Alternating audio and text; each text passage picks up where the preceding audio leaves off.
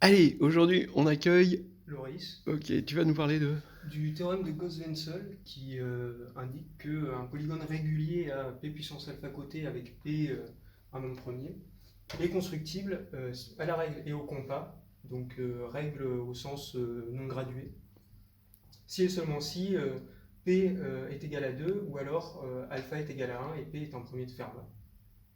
Et donc pour faire ça, on va céder à un théorème qu'on va admettre, qui est le théorème de Wenzel, qui nous dit qu'un nombre est constructible si et seulement si il existe un entier et une suite de sous-corps de R, donc L1, L2 jusqu'à mon certain entier M, tel que L1 est égal à Q, le degré, Li est inclus dans Li plus 1 et le degré de Li plus 1 sur Li est égal à 2, et mon nombre appartient à mon dernier corps.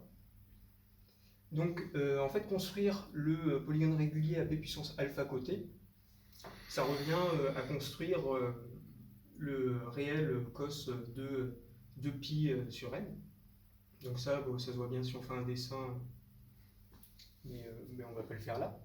Et donc il suffit de montrer par le théorème de Wenzel qu'il existe une tour de corps quadratique qui va de Q à Q de A, où A est égal à 2 cos de pi sur n. Donc si on considère le complexe oméga égale exponentielle de 2i pi sur n, on peut remarquer que celui-ci est annulé par x au carré moins ax plus 1, où a est donc mon 2 cos de pi sur n, et que ce polynôme est irréductible. Donc le degré de q de oméga sur q de a, il est égal à 2. Donc si on rajoute q de oméga à ma tour d'extension quadratique qui va jusqu'à q de a, on reste une tour d'extension quadratique. Donc il suffit de montrer qu'il existe une tour d'extension quadratique de q vers q de oméga, qui en plus contient en avant-dernier corps q de a. Parfait. Bon, on peut commencer alors. Ouais. Donc du coup, on va faire ça en deux temps. Il y en a un qui va être assez rapide, ça va être de montrer que si on est constructible, alors on vérifie le fait d'être ou une puissance de 2 ou alors un nombre premier de Fermat. Et l'autre sens, il va être un peu plus compliqué, on va dire. Donc c'est-à-dire montrer que si on est un nombre premier de Fermat ou une puissance de 2, alors on est constructible. Et pour ça, on va s'aider de la théorie des corps et de la théorie des groupes en construisant dans un premier temps une certaine tour de groupe. Et de cette tour de groupe, on va déduire une tour d'extension quadratique qui nous permettra en fait de nous raccrocher aux hypothèses du théorème de Wenzel et ainsi de montrer la constructibilité. Donc on va supposer en premier que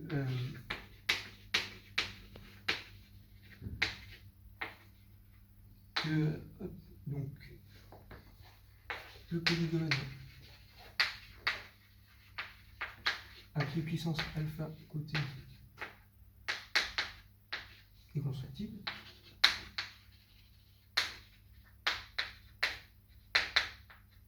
Donc on est constructible, donc on vérifie en particulier les hypothèses du théorème de Wenzel. Donc on a une tour d'extension quadratique, et par le théorème de la base télescopique, ça signifie que le degré de q de oméga sur q est égal à 2 puissance m pour un certain m appartenant à une étoile. Voilà. Or, donc oméga, je rappelle que c'est exponentielle de 2 pi sur p puissance alpha. Il est annulé par phi de p puissance alpha, donc le polynôme cyclotomique p alpha m. Comme ce polynôme il est irréductible sur q, en particulier son degré, ça va être le degré de l'extension qui est ici.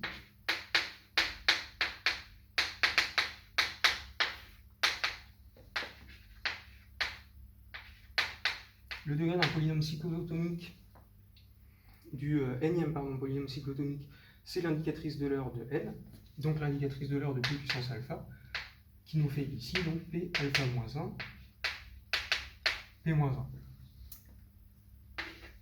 Donc on en déduit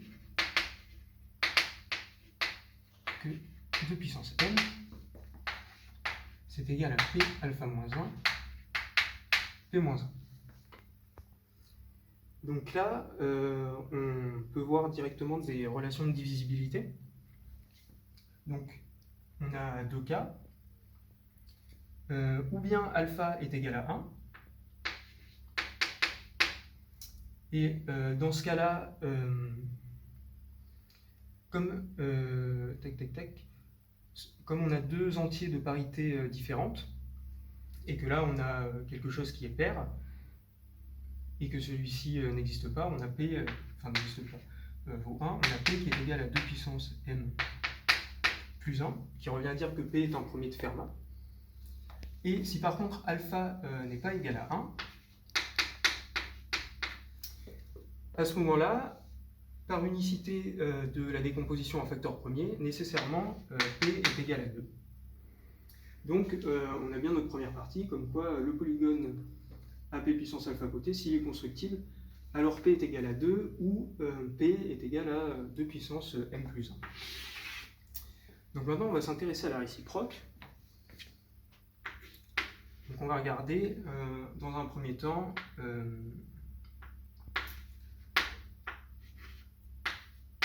le cas où P puissance alpha est égal à 2 puissance alpha. Et en fait, ce cas-là, il est assez simple, vu que ça revient à construire des médiatrices. Si je fais, qu'est-ce que je peux, si je fais un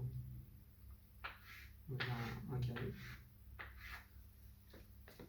Donc là, j'ai une figure de côté 4. Si je construis la médiatrice de cet angle, de ce côté-là, donc la bisectrice de cet angle-là, ici, je vais couper le cercle circonscrit à mon polygone, et j'obtiens une longueur ici, qui va être la longueur d'un polygone, donc à 2 fois plus de côtés. Donc en fait, c'est on va écrire réglé par la construction des médiatrices.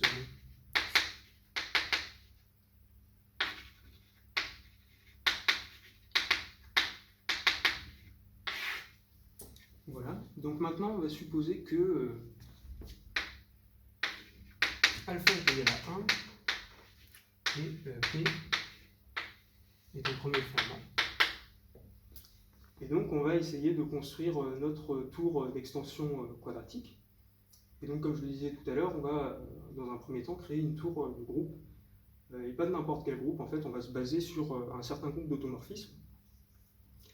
Voilà. Donc, oméga, donc qui nous devient juste 2i sur P. Et on va prouver une première chose.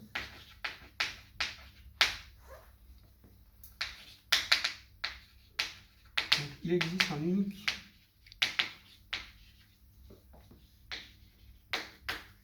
automorphisme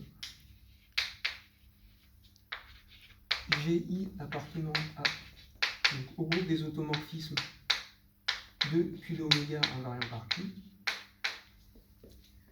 Je vais l'appeler G pour la suite, celui-là. Tel que GI envoie oméga sur oméga I pour tout I appartenant à Z sur PZ étoile.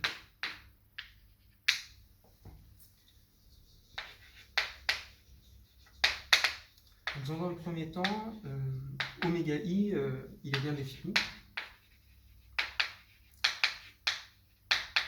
Par définition, oméga, c'est une racine PM de l'unité, donc on n'a pas de problème vu que notre I, on le prend dans Z sur PZ étoile.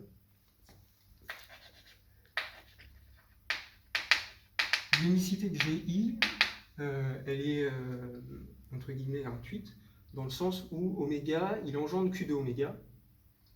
Donc, si on a deux automorphismes qui envoient oméga sur oméga I, nécessairement, les deux automorphismes sont égaux partout.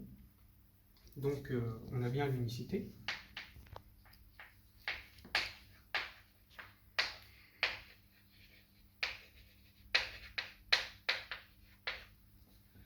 Maintenant, on va regarder l'existence. En fait, on va fabriquer, entre guillemets, notre notre GI. Donc pour ça, on considère, je vais mettre un peu plus bas,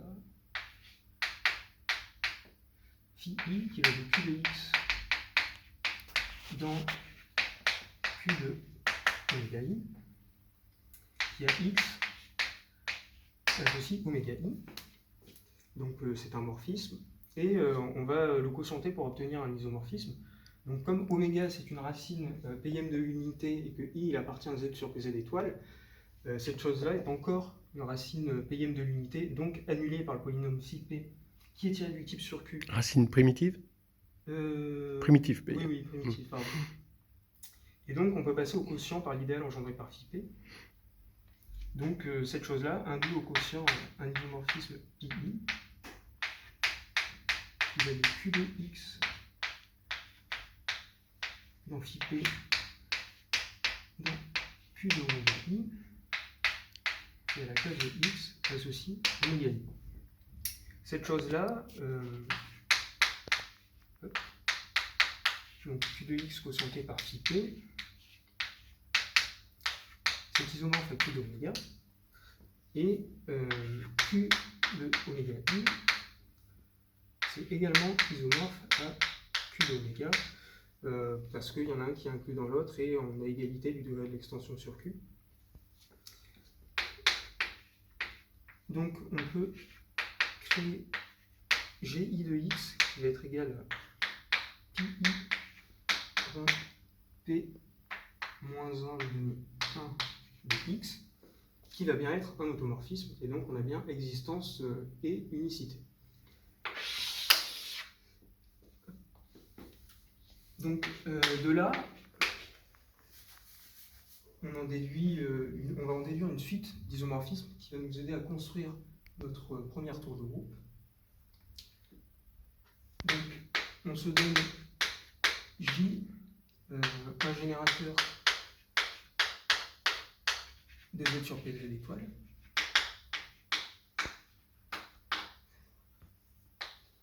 Je vais peut-être noter, ce sera plus simple pour la suite. Et de là, on en déduit une chaîne d'isomorphisme.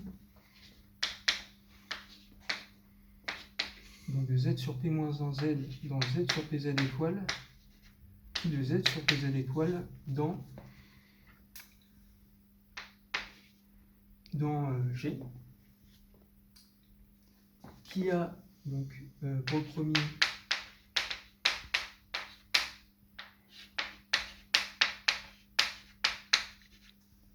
associe du coup K à J puissance K, donc J mon générateur, et qui a Z sur PZ étoile dans G associe I à GI. Voilà. Donc P-1, je rappelle que comme P c'était égal à, alors où est-ce que je l'écris ici, P c'est égal à 2 puissance m plus 1, donc P-1 c'est égal à 2 puissance m. Donc en fait Z sur P-1 Z c'est égal à Z sur 2 puissance mz. Et on remarque que 2 puissance k est d'ordre 2 puissance n-k dans z sur 2 puissance mz vu le groupe additif. Donc on en déduit une suite décroissante de sous-groupes.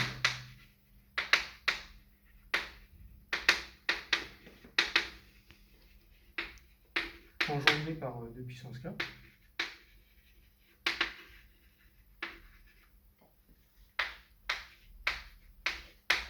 Et par l'isomorphisme qui est ici, on en déduit une suite de sous-groupes de G, décroissante elle aussi,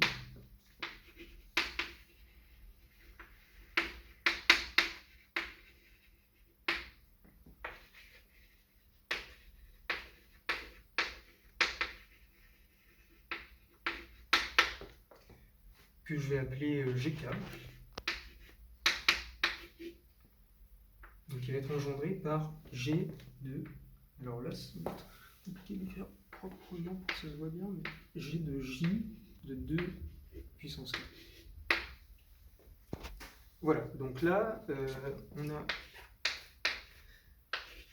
G0, donc ça nous fait G de J puissance 2 puissance 0, donc ça nous fait GJ, c'est G tout entier. Et ainsi de suite. Oula, voilà. Tac, tac, tac, jusqu'à G, du coup, M, qui est égal donc, à l'identité pour le groupe d'automorphisme, donc l'automorphisme identité. Donc là, on a trouvé une suite décroissante de ce groupe, et avec ça, on va construire notre tour d'extension quadratique. L'identité, c'est finalement G1, probablement, non? Ouais, hein, tout simplement, ouais. Voilà. Et du coup, notre tour, ça va être la suivante.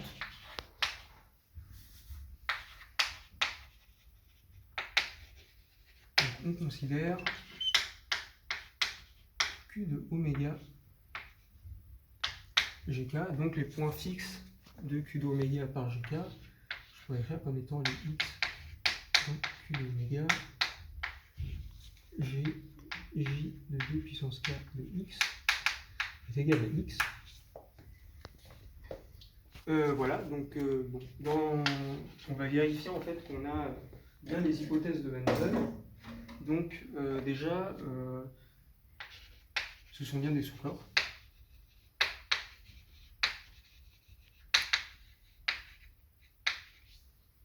Et on a bien Q d'oméga GK incluant Q de oméga GK plus 1, vu que les automorphismes, les deux groupes d'automorphismes GK et GK plus 1 vérifient la relation d'inclusion inverse. Donc en fait, la seule chose qu'il nous reste à faire, c'est de vérifier la dimension de nos extensions. Donc que Q de oméga G puissance K est égal à 2K, K entre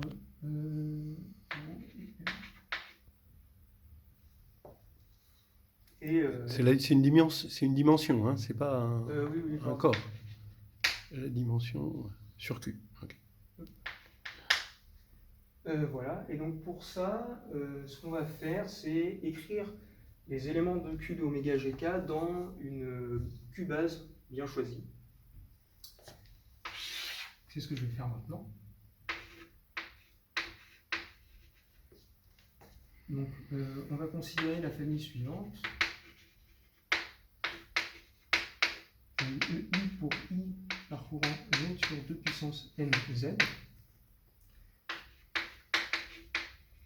défini par EI égale oméga J, donc J toujours mon générateur de Z sur P étoile, puissance I. Donc déjà, on va montrer que c'est bien une Q-base. Donc, on va vérifier la liberté de la famille et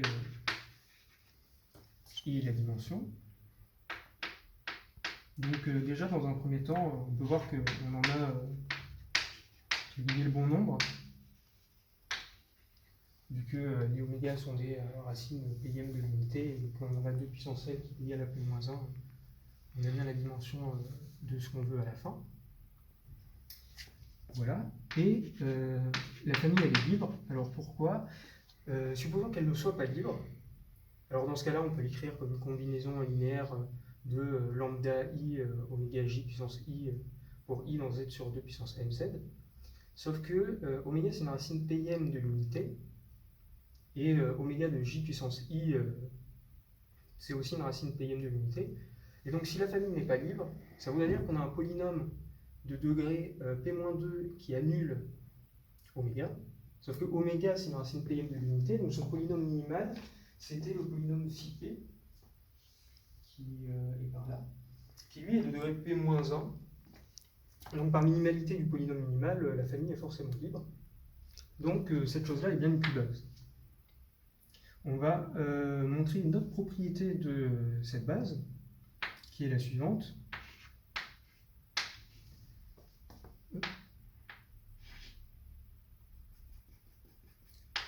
On a GJ de EK qui est égal à EK plus 1. Donc GJ, c'est l'automorphisme qui envoie oméga sur oméga puissance J. Donc GJ de oméga J puissance K, ça nous fait oméga de J K plus 1 qui est bien égal à E de K plus 1. Bon, ça va être compliqué là, mais... Bah, va falloir passer sur le cadran qui est libre, là. T'as laissé libre là, à côté, mais vas-y, utilise ce que tu as là au maximum. Donc soit x appartenant à q de oméga gk. Alors, par définition, gj de 2 puissance k de x est égal à x. Donc on écrit x dans notre base. Donc on a x, c'est la somme pour i appartenant à z sur 2 puissance m z de lambda i ei, où lambda i appartient à q ici. On va regarder ce qui se passe quand on applique gj. Donc g de j de 2 puissance k de x, c'est un automorphisme, donc i appartenant à z sur 2 puissance m z de lambda i g j de 2 puissance k ei, qui va donc être égal par la propriété qui est là, à la somme sur i dans z sur 2 puissance m z, lambda i e de i plus 2 puissance k. Je peux me mettre ici.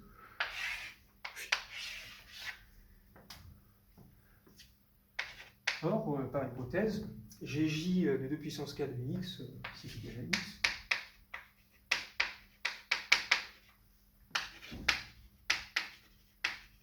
Donc les coordonnées de x, elles doivent être égales par la relation qu'on a là-bas.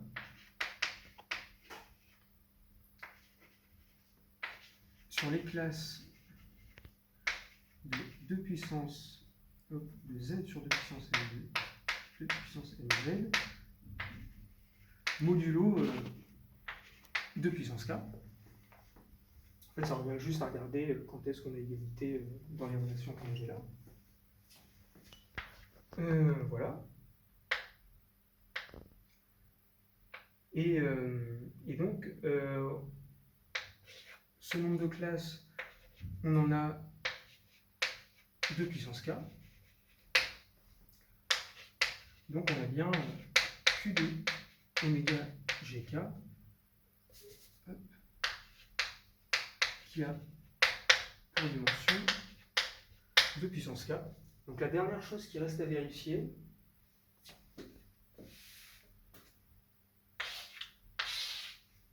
c'est que donc, q de a avec a du coup qui est égal à cos de 2 pi sur p est bien égal à q de oméga g k-1. Voilà. Donc en fait, Q de A c'est cos de 2 pi sur, enfin c'est 2 cos de 2 pi sur P. Et ça, ça revient à, en fait, on peut l'écrire comme oméga plus oméga moins 1. Et donc on peut montrer que cette chose-là, c'est bien égal à Q de oméga gk moins 1. Alors du coup, Q de oméga gk moins 1,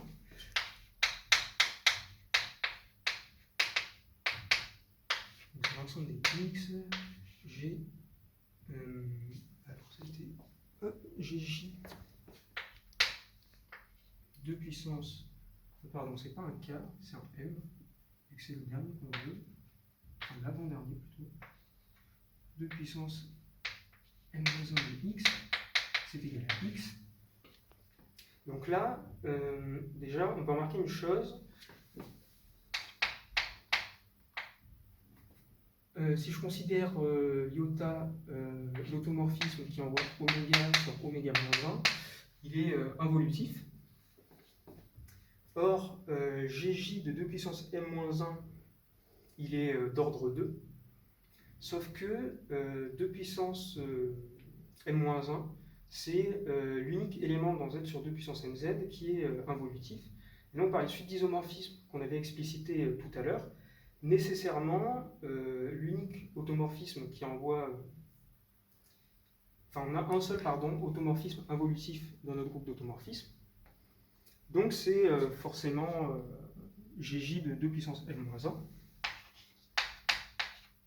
Gj de 2 puissance m-1 de oméga est égal à oméga-1. Et ensuite, la seule chose qu'il nous reste à voir, c'est qu'on a une inclusion. De plus, Q2A il est bien stable par Gj de 2 puissance m-1. Donc on a bien Q2A qui est égal à Q de oméga G de m-1. Donc on a bien réussi à construire une tour d'extension quadratique vérifiant les hypothèses du théorème de Wenzel. Donc dans le cas où P est un premier de Fermat, on a bien le fait que le polygone à P côté à la règle au compas est bien constructible. Ok.